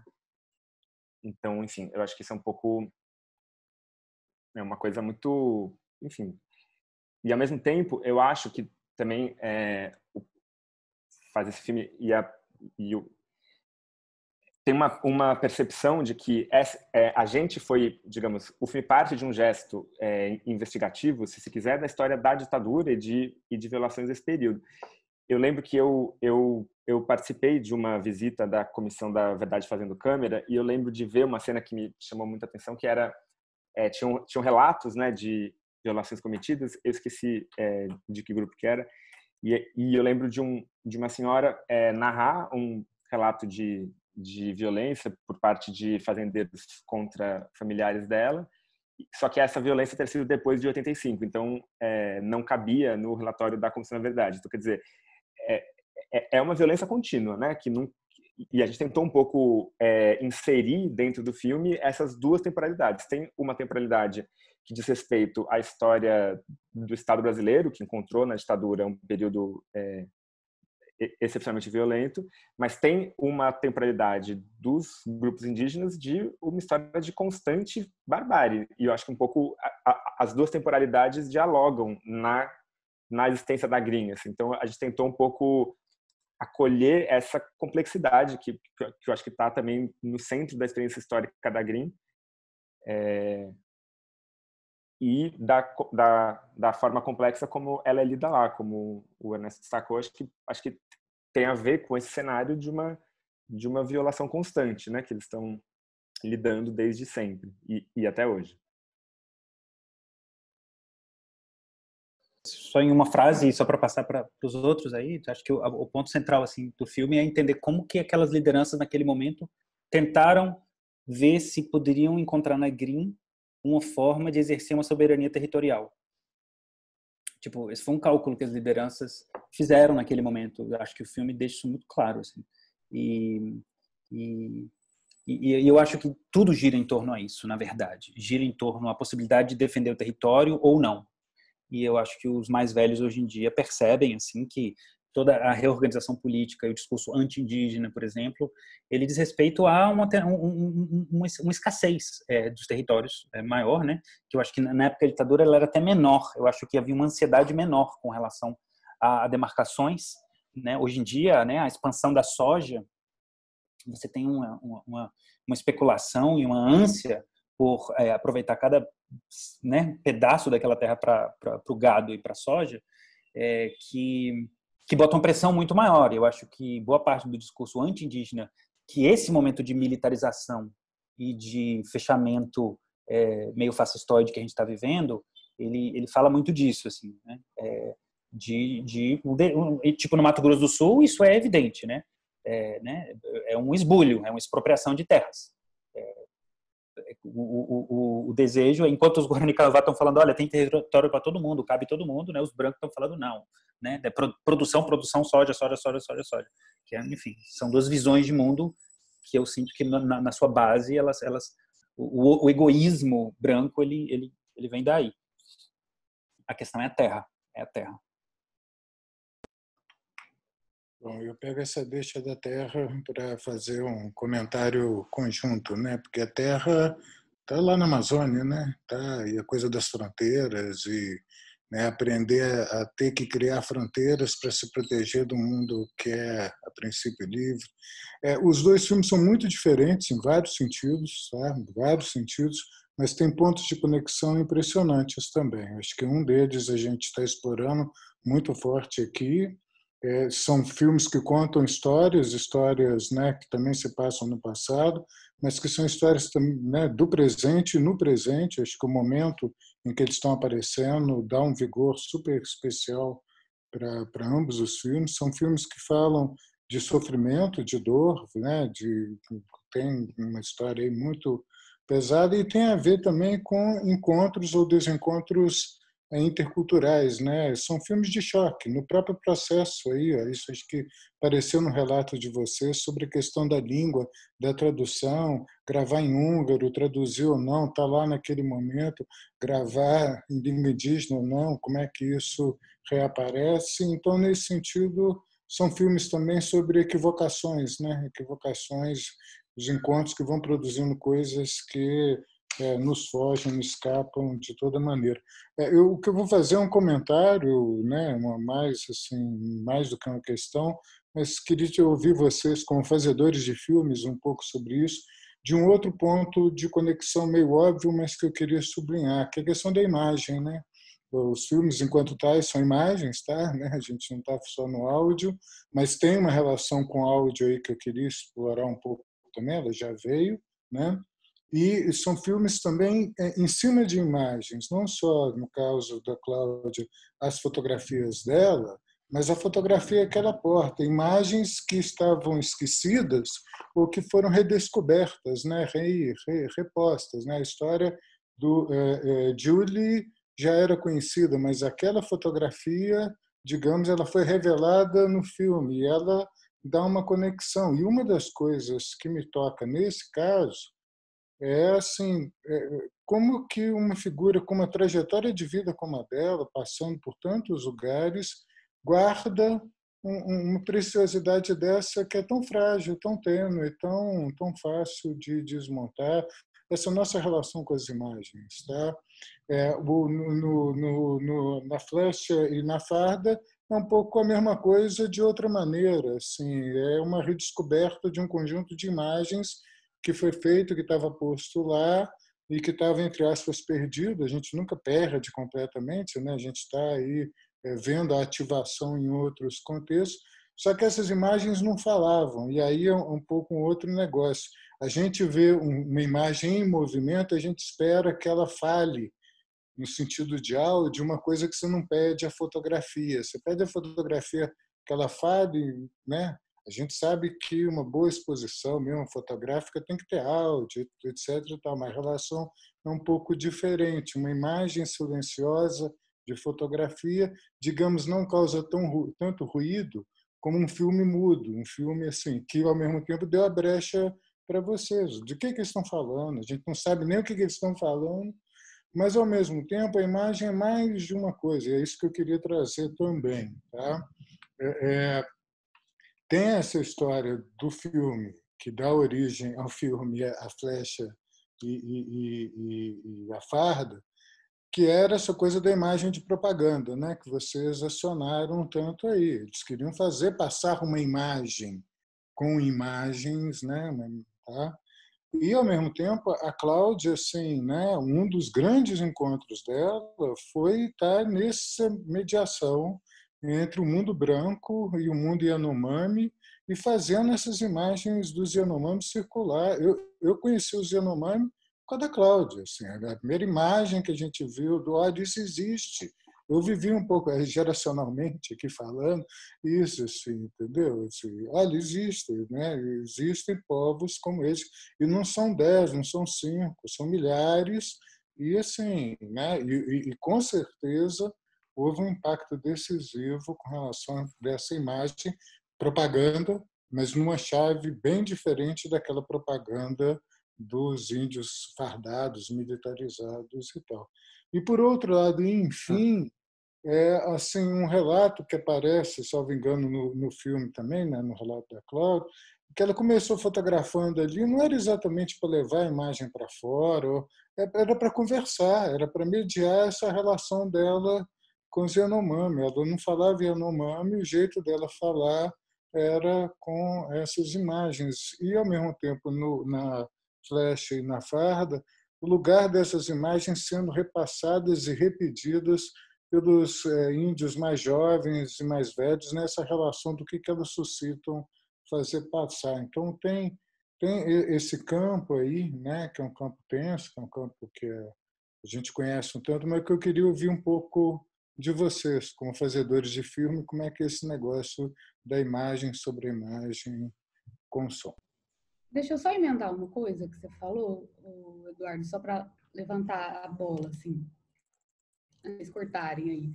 Que isso me faz pensar também conversas que eu já tive com o Miguel, quando a gente falava sobre o quanto as imagens da formatura da guarda são muito impressionantes, né? E eu acho que vale mencionar que é o único registro público que se tem do pau de arara, tá na formatura da Guarda Rural Indígena, que é pensar sobre um pouco do que você disse, mas nomear isso como a agência dessas imagens, né? E os usos políticos mesmo que foram dados, porque essa é uma pergunta que aparece na Flecha e na Farda, que qual era o sentido daquilo ali.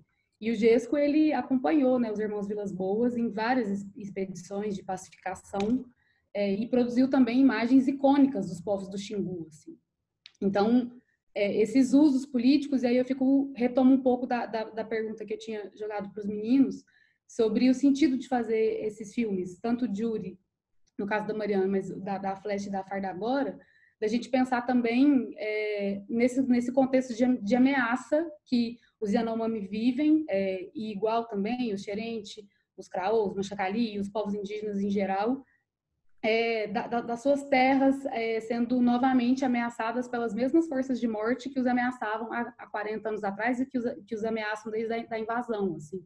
Então, eu acho que isso é um fio que conecta mesmo os dois filmes, assim, a imagem, mas também o quanto elas ativam essa fina flor da memória também, né? Que aquela sequência da fotografia pequenininha do Yuri e também do pai da Cláudia, e ao mesmo tempo como isso é um disparador também da experiência de filmar a Flecha e a Farda, e também foi para Israel, enfim, essas agências, assim, e como elas vão conectando memórias e como elas também podem apontar para usos políticos muito distintos, né? Assim, como você falou, Eduardo.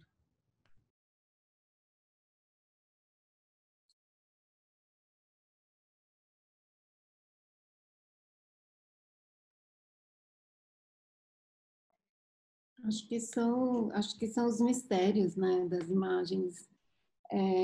Eu não vi o filme também do Miguel e Ernesto, quero ver logo nesses dias por vir, mas também, como vocês não viram o filme deles com legenda e não deixaram, e entenderam, acho que eu também, sem ver o filme, ouvindo vocês, comecei a ver um filme, e é bom, às vezes a gente não perde muito por não entender, mas eu fiquei imaginando também, escutando as imagens de alegria, imagens de vida e o que são imagens de tristeza. Claro, não posso falar das imagens dessa pesquisa de vocês, eu conheço um pouquinho ali em Martírios, lembro fortemente, inclusive. Mas em relação às imagens da Cláudia, pensando muito na Cláudia e nos Yanomami, eu comecei a fabular uma... Gente, eu só vou me despedir aqui das minhas filhas que estão saindo.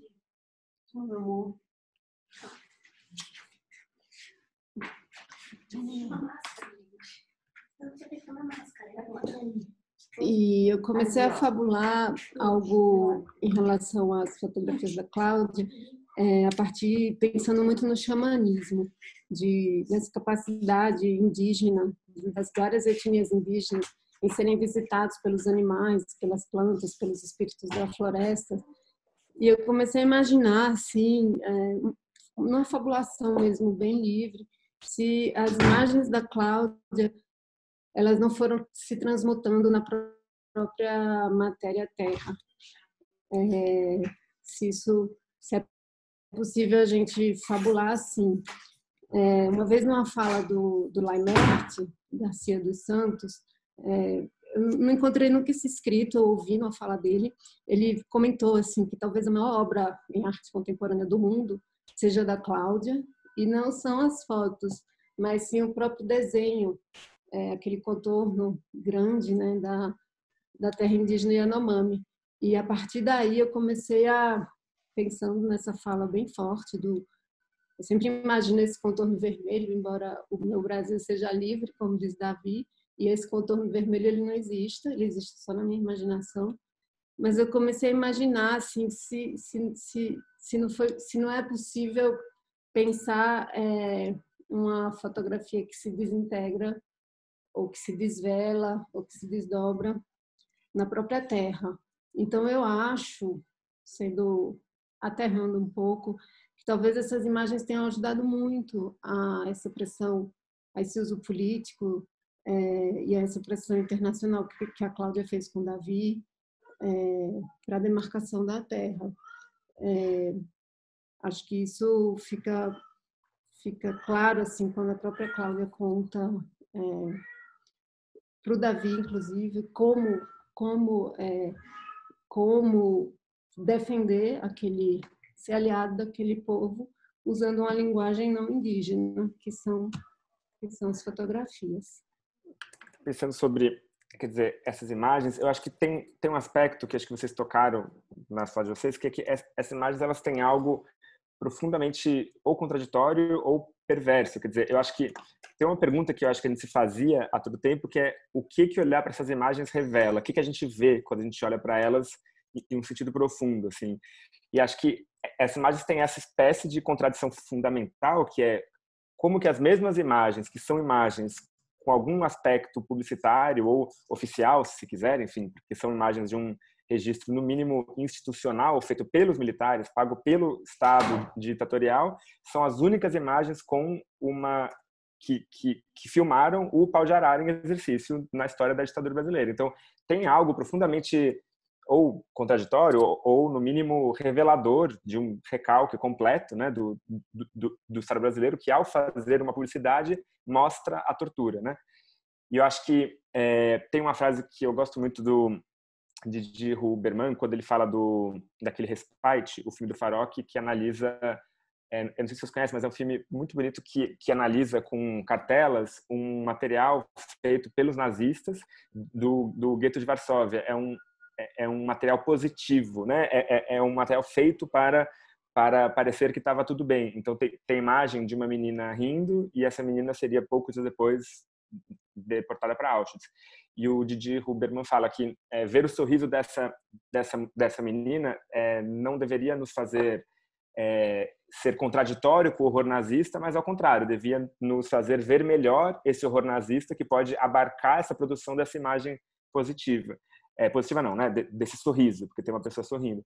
Então, eu acho que tentando pensar essas imagens também com isso em vista, quer dizer, como essas imagens da Green, elas também nos ajudam a ver o horror da ditadura brasileira, né? E eu acho que o filme tem um pouco, ele tenta ver, enxergar, fazer ver, enfim, um pouco desse horror, que é um horror, eu acho que, então, qual o sentido desse filme hoje? Eu acho que, né, por um lado, a gente nunca imaginou estar tão perto do tema da ditadura tantos anos depois, e ao mesmo tempo, talvez ele possa ajudar a ver, né, a barbárie, e em especial em relação aos povos indígenas, que, enfim, a gente sabe disso, né, como esse é um capítulo pouco contado da história das brutalidades da ditadura, né?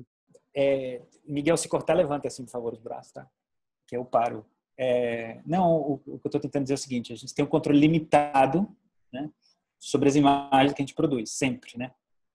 E, para mim, eu penso constantemente sobre isso quando eu estou filmando. Então, porque, digamos assim, estou filmando há um tempo suficiente na minha vida e com materiais que vão parar em filmes diferentes, com propostas diferentes, que você acha que você está no presente quando você está filmando, né? Você acha que você, de alguma forma, você está no tempo, né? Aqui é a linha do tempo principal, né? Mas, quando aquele material já vem, aquilo já é arquivo, aquilo já tem muito mais textura de passado remoto, aquilo já...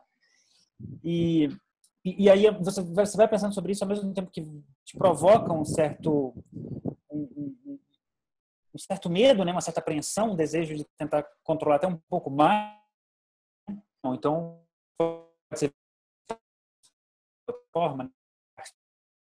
Por outro lado, acho que te coloca na posição de uma certa humildade, né?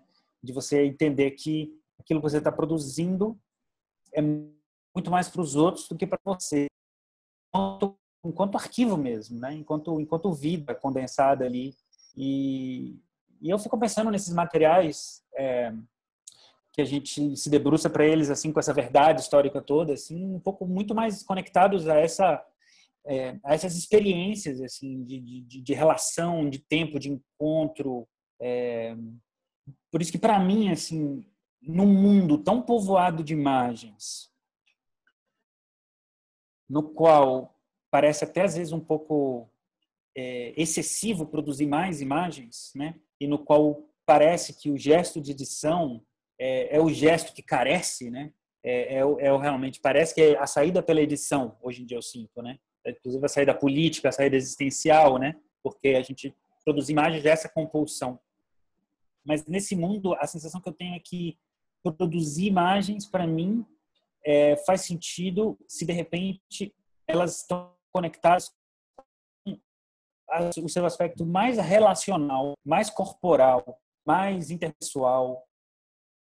E tenho, inclusive, assim, desenvolvido o meu tesão pela produção, né?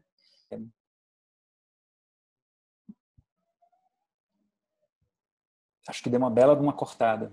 E pelo cinema direto, né? Então, acho que na Flecha e a Farda o caminho foi meio que justapor esse caráter meio não plasmado daquele material de arquivo, né? Imprimir, entregar, assistir junto com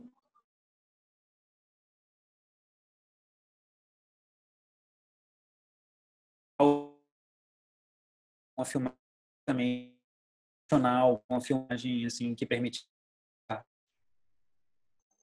perto das pessoas. Eu não sei se está dando para me ouvir, se está cortando tudo que eu estou falando. Enfim, era isso. Cortou uns pedacinhos finais, mas eu acho que deu para pegar a big picture, digamos assim. Falei devagar aí para... Nessas horas. toques, são esses ruídos que nos comovem. São 6 e pouca, acho que nosso tempo está esgotando. Eu queria agradecer a vocês pelo filme, tá? Pela oportunidade de ter assistido, assim, muito legal, e pela oportunidade aqui de estar conversando sobre coisas que nos afetam, né? Povos indígenas, diferença, vida, entendeu? E imagem, eu acho que é muito legal, uma satisfação. E queria acabar desejando vida longa ao Fórum Doc. Ponto. É com vocês.